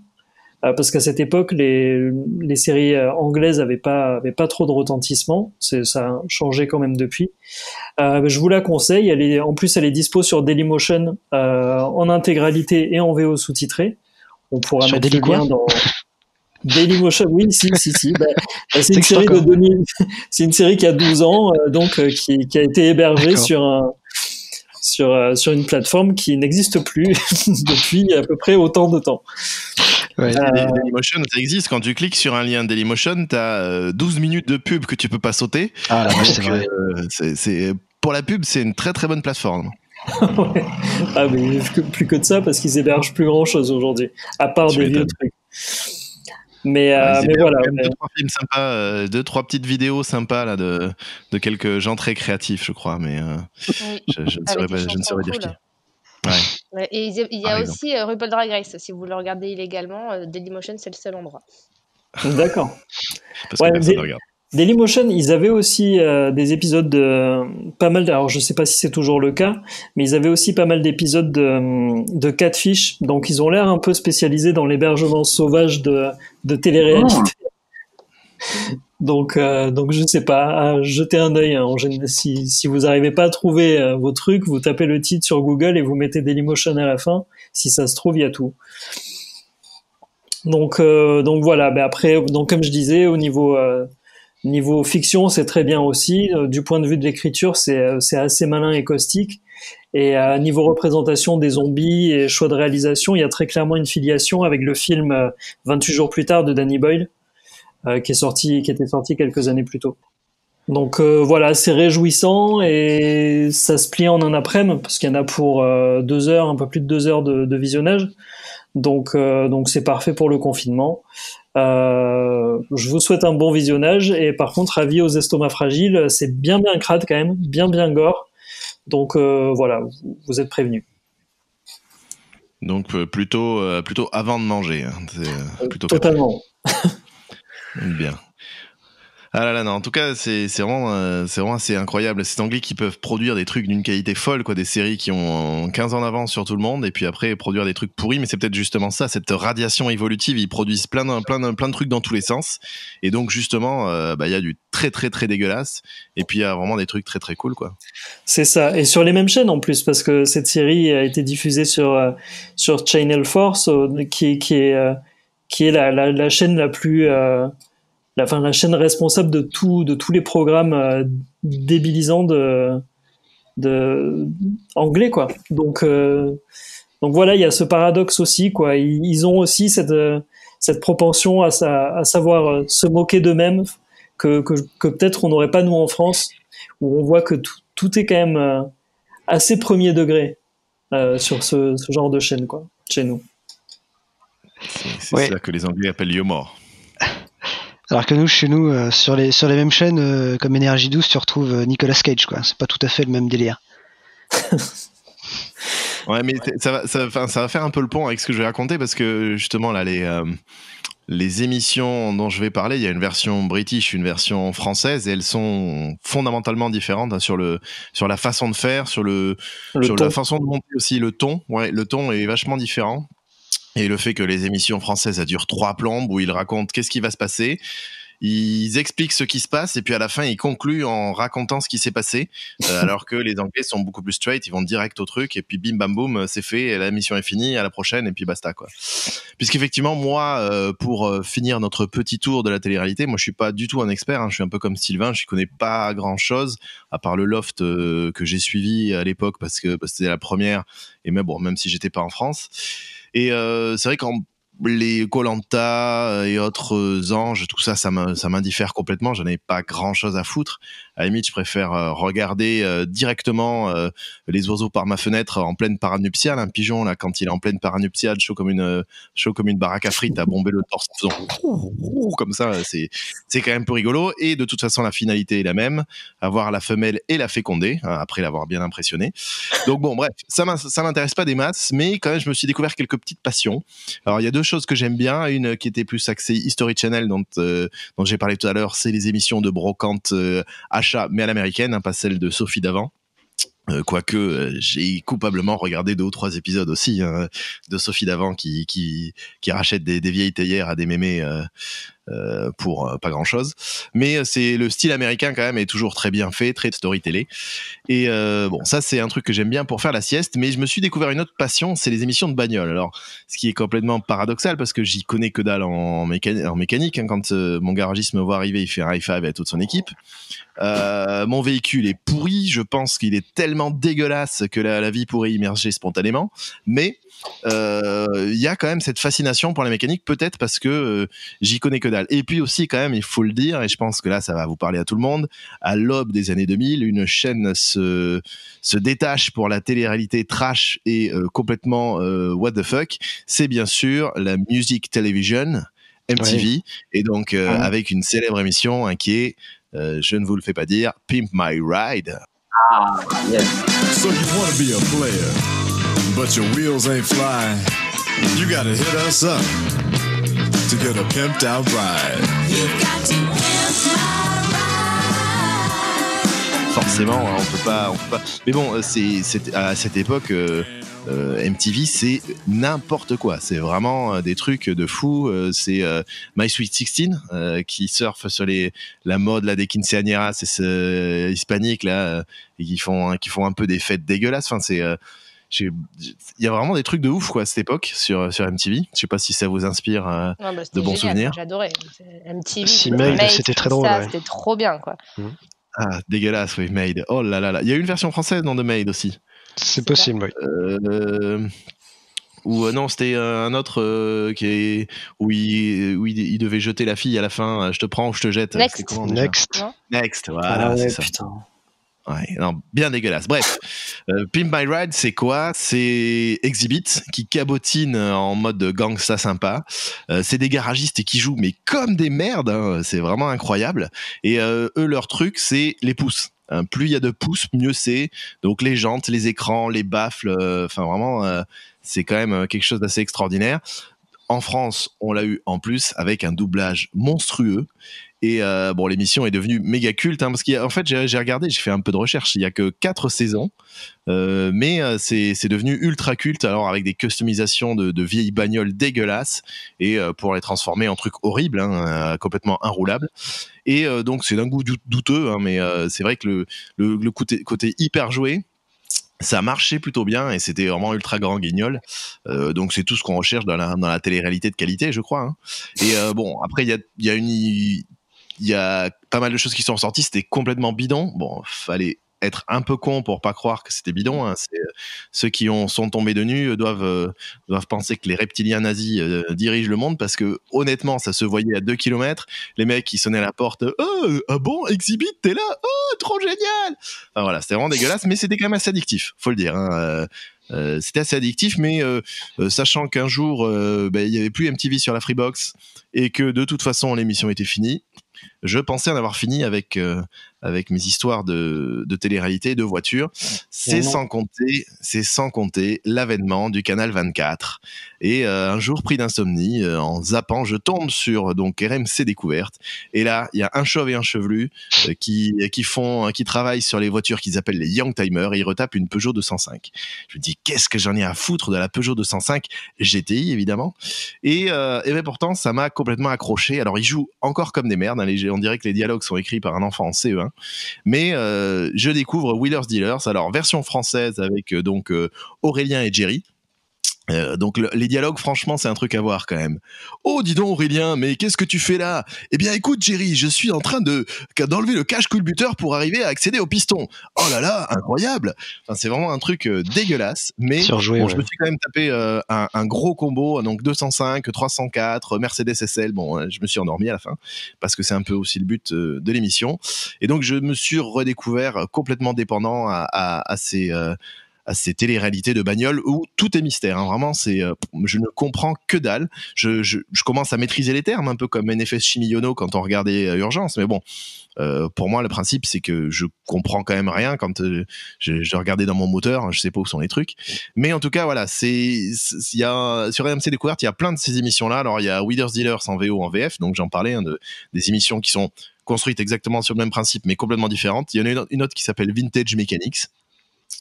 Le principe, c'est toujours le même. On achète une rogne, un acheteur qui est formidable, qui va négocier, qui arrive toujours à tirer les prix à la baisse, une équipe qui la retape et donc un mec qui va la racheter derrière, 4 fois le prix une fois rénové. Le moment le plus fascinant, c'est souvent quand ils font les comptes à la fin en disant oh, les pièces nous ont coûté 4 000 € et on a aussi 48 heures de main d'œuvre. Et donc là, ils en parlent pas. Mais bon, la main d'œuvre, en général, c'est ce pour quoi on est payé. Donc déjà, c'est un peu malhonnête, mais ça, bon, on s'y attend. Mais la prochaine fois que j'irai voir mon garagiste, je lui proposerai de juste payer les pièces parce que j'ai vu ça sur Wheelers Dealers. J'attendrai de voir la gueule qu'il me fait. Et je pense qu'il me mettra juste un énorme coup de cric dans les gencives. Bref, depuis, c'est vrai que j'adore tous ces mots, le cache-culbuteur. C'est mon préféré, comme le cache-culbuteur. Je sais pas à quoi ça sert, mais il le démonte hyper facilement. Et c'est quand même sur une chaîne qui est incroyable, donc RMC Découverte. Donc nous avons un témoin ici quand RMC Découverte a fini en dehors de la grille de Free. Là, il y a eu des milliers d'appels de gens qui se demandaient pourquoi ils pouvaient plus voir les émissions sur l'Alaska, sur les bagnoles, sur les grosses constructions ou sur la Seconde Guerre mondiale, parce que tout ça, c'est sur RMC Découverte. Une chaîne qui est fabuleuse. Mais si on aime les bagnoles, il y en a une autre qui est pas mal aussi, c'est Netflix. Parce que Netflix s'est mis à faire des émissions, mais c'est des émissions à l'américaine, donc vraiment bigger than life. Alors c'est hyper scripté, hyper storytellé, il y a des personnages, donc il y en a deux que j'ai regardé, c'est Car Masters, c'est From Rust to Riches, je crois, et Rust Valley. Toujours le même principe, on achète, on vend, on échange, on essaie de s'enrichir à chaque fois. Car Masters, c'est on commence avec une voiture toute pourrie et en les troquant ou en les revendant, on finit par arriver à retaper une voiture à plus de $100,000. Mais c'est le côté très américain qui joue à fond et c'est quand même vachement bien ficelé, vachement bien amené. Le second, Rust Valley, quand même, il y a un personnage qui est le propriétaire, c'est Alain Chabat avec des rastas. Alors rien que pour ça, il faut que vous alliez voir au moins un épisode. Moi, ça m'a troublé, j'ai eu du mal à le regarder, mais c'est vraiment hyper chelou. Mais rien que pour ça, ça vaut le détour. Et surtout, c'est le principe, c'est de réunir des personnages vraiment dingos. Ils sont tous hyper typés. On a un mec tatoué avec des bandanas sur la gueule, un espèce de chien fou qui est le mécanicien génial mais à qui on voit l'arrêt pendant la majeure partie du temps. Il y a souvent une mécanicienne sexy, il y a le jeune qui apprend, enfin voilà, il y a vraiment tout plein de trucs, mais ça fonctionne bien parce qu'il y a un storytelling hyper bien calé, et puis on se prend à s'émouvoir à notre petite dose de Mustang tuné, de V6, c'est plutôt assez cool et ça marche assez bien. Alors ça tombe bien parce que alors, sans le vouloir, Netflix vient tout juste de sortir la saison 2 de Car Masters. Donc je sens que après cette émission, je vais aller me mater ça. Il y a en général une dizaine d'épisodes. Hein, ça va. Vu la bande-annonce, il y a du tuning, ça va pimper la vieille caisse américaine. Donc ça va être une occupation parfaite pour cette semaine de confinement à venir, puisque a priori hein, on sort toujours pas, et puis peut-être ça continuera encore. Alors je sais pas si ces émissions vous les avez matées. Bah moi j'avais vu Wheelers Dealers, on en avait parlé à l'époque, et en fait ce qui est assez drôle avec le perso de Alain Chabat Rasta là, outre le fait que ce soit Alain Chabat avec des dreads, c'est qu'en fait pour gagner de l'argent il achète des trucs et il veut pas revendre, en fait il a la maladie des gens qui stockent des affaires chez eux. Et du coup c'est hyper drôle parce qu'il y a plein d'épisodes où je crois que c'est son fils ou son associé, il l'oblige à vendre des trucs et le mec il pète des plombs, et en revenant il voit de la merde dans le jardin d'un gars et il lui rachète toutes ses pièces de bagnole pour toujours en avoir plus, quoi. Et je pense que au final c'est ça qui est encore plus dingue dans cette série, c'est la maladie mentale de ce gars, quoi. Ouais, c'est ça, il trouve vraiment les personnages, c'est vraiment, bon, contrairement à celles dont je parlais au début, qui sont des émissions hyper plan-plan, hein, on va chercher une voiture, on la retape, on la revend, ça, voilà, c'est des émissions de sieste. Les autres, c'est vraiment très emballé, il y a un scénario, il y a des arcs narratifs de saison, enfin, finalement, c'est vraiment quelque chose d'assez ficelé, mais c'est assez dingo. Bon, Rasta le Chabat Rasta, c'est vraiment un truc qui m'a beaucoup obsédé quand même. Oui, non, c'est que moi j'ai un peu le même délire que toi, c'est-à-dire que les voitures, j'en ai jamais rien eu à faire. Ma première voiture, c'était la Fiat Panda de ma mère, elle avait 4 vitesses. Ma deuxième voiture, c'est une Clio Chippy, la marque avec le chien là de 97, qui a même plus de batterie et qui est garée devant ma maison et qui sert à rien. Et maintenant que je suis adulte, non, ça sert à rien, on conduit plus puisqu'on est confiné, mais j'ai un Duster, c'est-à-dire un truc Dacia de Roumanie. Donc en gros, les voitures et moi, pour qu'elles roulent, je m'en fous. En fait, ma Clio, littéralement, il y a des plantes, je vous ai montré pour certains, qui poussent dessus. Et j'aime bien, tu vois, genre c'est mon côté greenwashing à moi aussi, mais les émissions de bagnole, je trouve ça génial. Alors autant les turbos, les machins, les tours de Formule 1, j'en ai rien à foutre, mais Pimp My Ride, c'est génial. Et à l'époque, ils étaient dans le truc de West Coast Customs, qui est genre une espèce de grosse boîte qui retape des grosses bagnoles. Et aujourd'hui encore, je me surprends des fois d'un youtubeur à l'autre à retomber sur ces mecs-là, et je regarde des gens ultra riches qui customisent des Lamborghini et des McLaren en rose fluo à paillettes avec le dedans refait de manière magnifique, et ça me passionne et je sais même pas pourquoi, quoi. Alors que les voitures, je m'en fous, mais je trouve ça, je sais pas, c'est hyper prenant, c'est hyper cool, quoi. Ils ont des jantes à lui qui brillent dans le noir, ils ont des trucs de malade qui ne servent à rien, que j'aurais jamais, mais je trouve ça fantastique. Je sais pas pourquoi. Je crois qu'il y a le côté avant-après aussi qui est vraiment fascinant, oui, justement, ce côté artisanat. Mais finalement, ça rejoint ce que disait Sylvain sur le mec qui, à partir d'un morceau de barre de fer, va créer une épée parfaite, quoi. C'est le côté chose qu'on n'arrivera jamais à faire, quoi. Nous-mêmes, hein, c'est vraiment. Je t'ai vu réparer une PlayStation qui ne marchait plus d'un fond de tiroir un soir de folie. Je pense que t'es pas loin sur les voitures. Hein. Il me reste encore, mais c'est vrai qu'elle a ressuscité cette PlayStation et on a pu jouer ah non, parce qu'il manquait un embout, c'était pour faire une soirée SingStar en plus, je crois, ou un truc ouais, on a fini par remettre YouTube et faire des karaokés sur YouTube. Oui, Tommy, ça, t'avais un truc à rajouter là-dessus?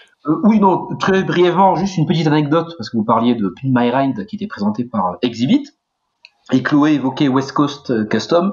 Il y a juste un petit truc assez marrant, c'est que dans le film Triple X2, avec pour personnage principal Ice Cube, le personnage d'Exhibit apparaît dans le film, et curieusement, il a une très grande habilité à customiser des véhicules, tout comme le personnage de Pimp My Ride. Donc c'est assez drôle, donc il customise le 4x4 du héros, à la fin il met des roquettes et des boosters à l'arrière de la voiture. Enfin c'est assez marrant de voir le personnage de Pimp My Ride dans un contexte de blockbuster. Enfin c'était juste pour parler de ça. Ça m'a évoqué ça. Voilà. Bien, et Chloé, quand même, il faut signaler que tu as un Duster, c'est ce qu'il y a le plus proche du pick-up américain oui, en parce France, que hein. personne ne le sait, mais je fais 1m23, enfin 1m55, et moi, ma passion, c'est conduire haut sur la route, comme je suis toute petite, et du coup, quand on a dû acheter une voiture en se disant, on va avoir un enfant et une 3 portes, c'est quand même pas pratique pour mettre une poussette et un siège auto, j'ai fait des pieds et des mains, j'ai dit à Xavier, on n'a pas les moyens, on va s'acheter une voiture de pauvre, mais une voiture de pauvre quand même un peu cool et grande, et donc du coup, dans la famille comme on appelle ça, des SUV du pauvre, et c'était le Duster, et donc on en a chopé un sur le sur le Bon Coin ou je sais pas où, qui est vert cacadois selon moi, selon Xavier, les verts olives, mais qui est moche et qui est déjà un peu cabossé, mais qui est cool et qui me suffit amplement pour conduire et qui reste un truc roumain un peu pété, mais qui fonctionne et c'est pas grave, ça suffit pour les voitures, pour nous, quoi. Et qui peut permettre de passer à grande vitesse sur les ronds-points de la teste de bûche. De toute manière, je roule toujours que sur 2 roues, moi, sur le côté, évidemment. C'est ton côté Rémi Julienne. Bien, mais on a fait le tour de la question, on a mis qu'1h21, je pense avec les coupes. On peut s'applaudir, je crois. Ouais, je pense qu'on peut s'applaudir. Attends, il reste encore les recommandations. Il reste encore les petites recommandations quand même, hein. Les petites, qu'est-ce qu'on a comme curation à proposer? Alors, là, est-ce qu'on a un ordre de passage où on reprend le même? Écoute, Thibaut, tiens, on va commencer par Thibaut.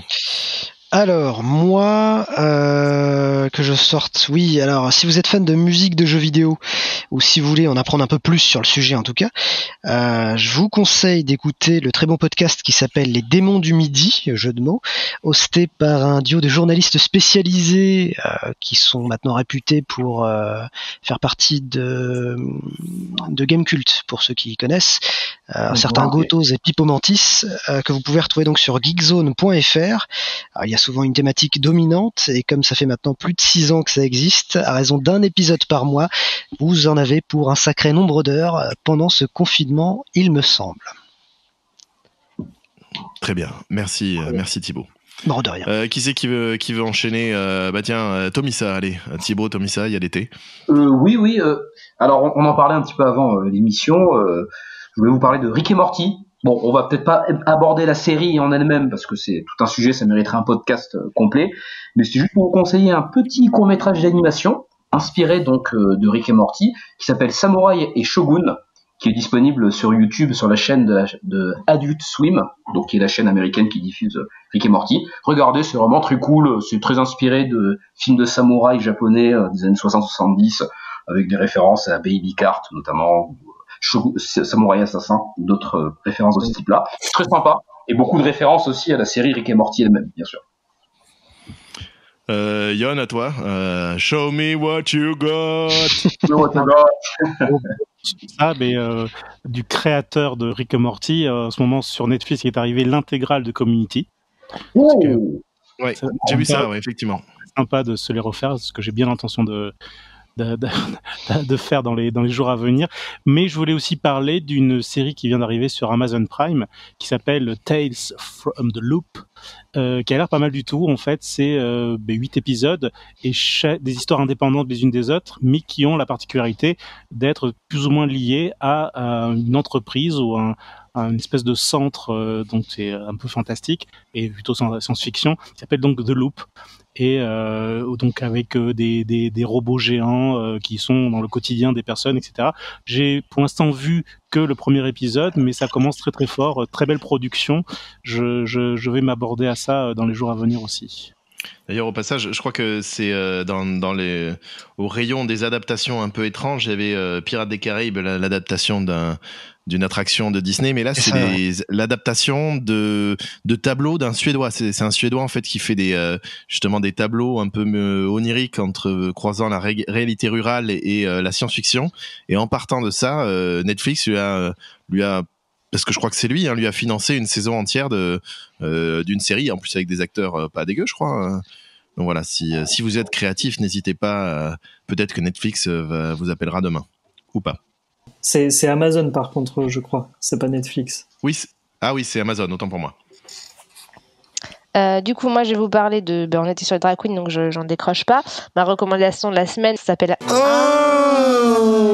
et du coup, le concept, c'est Trixie et Katia. Donc, c'est deux des anciennes candidates de RuPaul Drag Race qui sont ultra connues et hyper attachantes et extrêmement drôles, qui papotent d'un sujet peu importe quoi pendant 10 minutes devant un fond vert. Donc, il y a tout qui y passe, les années 90, la chirurgie esthétique, leurs mauvais plans, cul, la religion, la politique, enfin vraiment tout. Et elles sont évidemment donc ultra drôles de base, mais ça devient encore plus fou parce que le fond vert, ça permet d'ajouter n'importe quoi pour illustrer leurs propos. Et l'équipe qui s'occupe de monter l'émission s'en donne à cœur joie. C'est un vrai bordel, plein de références, plein d'images libres de droit pour exprimer des idées. Et c'est complètement drôle et fantastique. Et ça dure que 10 minutes, donc c'est trop trop bien. Et je crois qu'une vidéo formidable de certaines personnes tout aussi formidables a été éditée en petit hommage à cette émission. C'est ça, exactement. Je vous invite à aller voir Mandora TV, qui est une des meilleures chaînes YouTube qui existent. Voilà, les aventures de Jill et John pour ceux qui cherchent. C'était formidable, très drôle, surtout si on a participé à l'émission Aïe et Finzer peut-être. Bref, regardez-le. Qui n'a pas parlé? J'ai oublié qui. Il y a les Sylvain, je crois. Ouais. Ouais. Ben allez, j'y vais. Donc moi, je vais rebondir sur la reco de la semaine dernière de Chloé, qui nous avait parlé de The Promised Neverland, que j'ai bingé cette semaine du coup. J'en avais jamais entendu parler et effectivement, c'est vraiment cool. Donc saison 2 à venir en octobre, je crois. Donc assez impatient de connaître la suite. Pour ma part, je vais rester dans le thème en vous conseillant l'anime Erased, basé sur le manga de Kei Sanbe, sorti en 2016 et qui a fait l'objet d'une adaptation en série live en 2017 chez Netflix, donc produite par Netflix et donc disponible sur la plateforme. Alors, t'as regardé la série live? Ouais, j'ai regardé la live aussi. D'accord. Et c'est vraiment cool. Aussi bien la live en fait est extrêmement fidèle au matériau d'origine. D'accord. Que ce soit la BD et l'animé qui lui-même est très fidèle à la BD.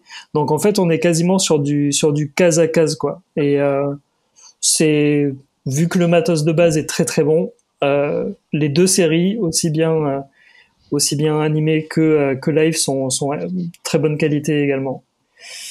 Donc ça raconte l'histoire de Satoru, un jeune mangaka qui a le pouvoir de revenir quelques minutes dans le passé pour empêcher des accidents de se produire. Et un jour, suite à un drame que je vais pas développer, plus important que les autres, Satoru est ramené 18 ans dans le passé et se retrouve à l'école primaire avec la mémoire de toute sa vie, qui n'a jamais rêvé de ça. C'est dans son propre passé qu'il retourne. Ouais, c'est ça, ouais. Et donc ce voyage dans le temps sera pour lui l'occasion de tenter d'arrêter un tueur en série qui avait enlevé et assassiné 3 de ses camarades à l'époque et qui semble avoir repris du service 18 ans plus tard.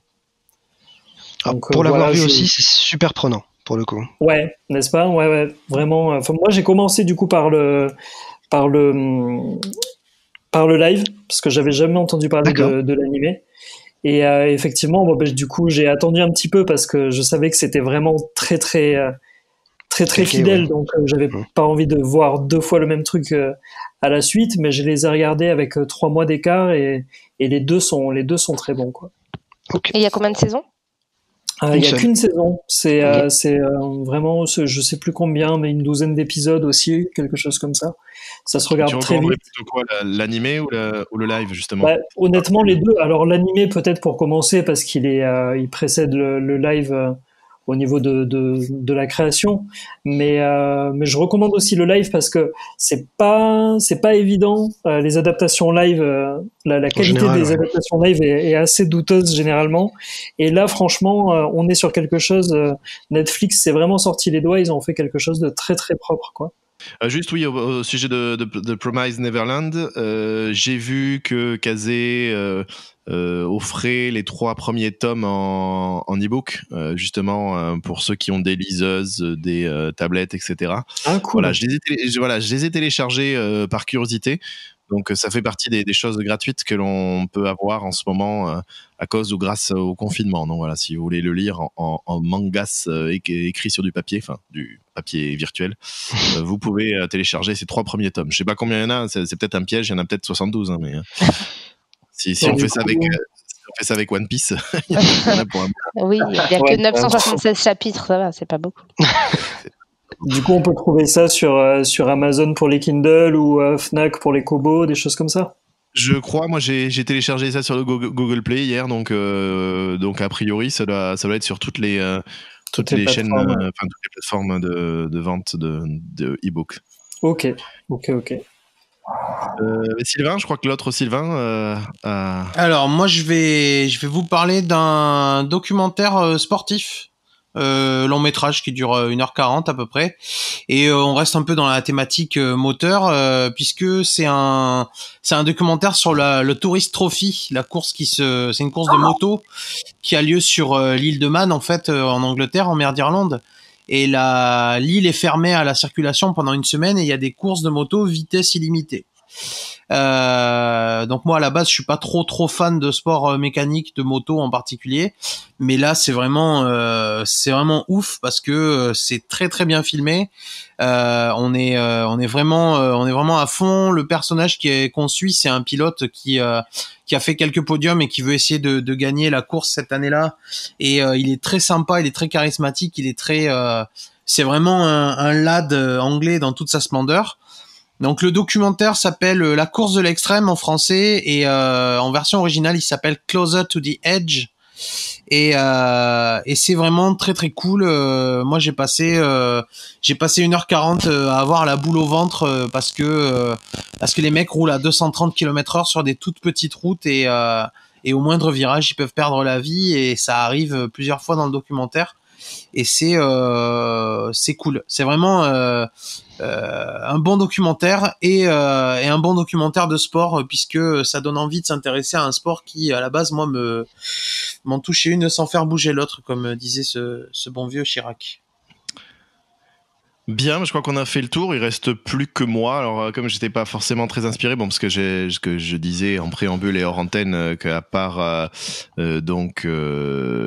Euphoria qui nous a été conseillé par Sylvain, que j'ai vu, qui est effectivement très bien, j'avais malheureusement regardé La Casa de Papel, et donc on est plutôt censé encourager à voir des choses et pas décourager à en voir. Mais si vous avez du temps à perdre, vous pouvez le voir. Mais c'est quand même pas terrible. J'ai vu un film espagnol aussi, mais qui n'était pas terrible non plus, je vais pas le conseiller. Donc en termes d'espagnol, je vais plutôt conseiller d'écouter mes copains de Young Forest, qui sont un groupe folk, voilà, puisque c'est vrai qu'on parle beaucoup de choses à voir, mais c'est bien aussi de prendre un bon bouquin pour lire les 3 tomes gratuits de Promised Neverland. Vous allez sur une plateforme d'écoute de streaming légal, et vous écoutez l'album qui s'appelle Looking North de Young Forest. Voilà, c'est plein de chansons folk qui mettent du baume au cœur, dont il y en a une qui s'appelle Home. Voilà, je crois que c'est la bien nommée. Alors je vais en passer un petit extrait.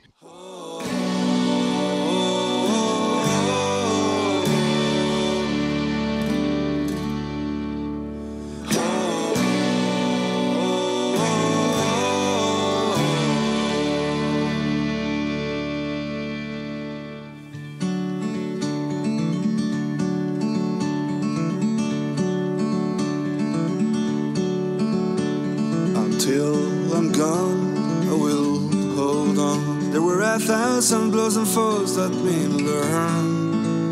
That was a long time ago, when I still walked alone, walked among the sirens under the suns. And the demon followed me just in front of my door. Sorry sir, I will not leave until you go home. You can't do anything here, go back where you came from, as I've done. Return to your home.